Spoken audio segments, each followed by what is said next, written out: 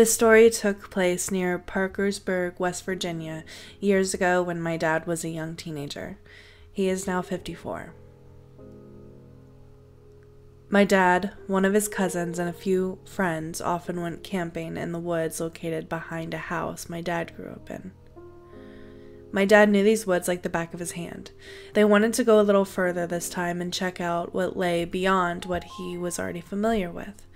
While deep in the woods, it started raining very hard, and they ended up getting lost. They came upon an old abandoned house sitting in the middle of the woods, so they decided to go in and take shelter from the rain.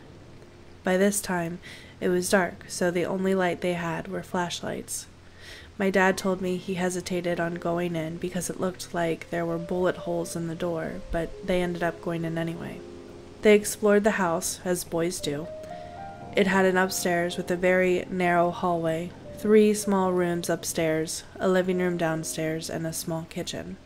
He said there was what appeared to be a dirt cellar, and the entrance was through the kitchen. They were not brave enough to go down there. When the boys took their camping gear off and went upstairs to explore, they heard what sounded like heavy footsteps, and the front door slammed downstairs.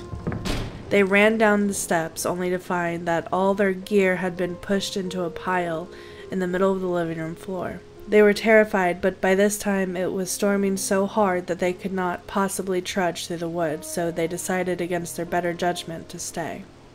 They positioned themselves in a circle, feet in the middle, so they could see around them. When they were all settled, they heard footsteps upstairs, the same heavy footsteps, so they grabbed their flashlights and headed up the steps. Halfway up, they heard a door up there slam, yet continued up, forgetting that none of the rooms had any doors. Once upstairs, they heard the door downstairs slam, so again they ran down only to find their things piled high and shoved against the front door. This was enough to make the boys run out of the door, leaving everything behind.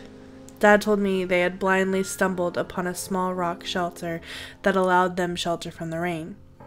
The next morning, they went back to get their belongings, and the holes in the door were gone.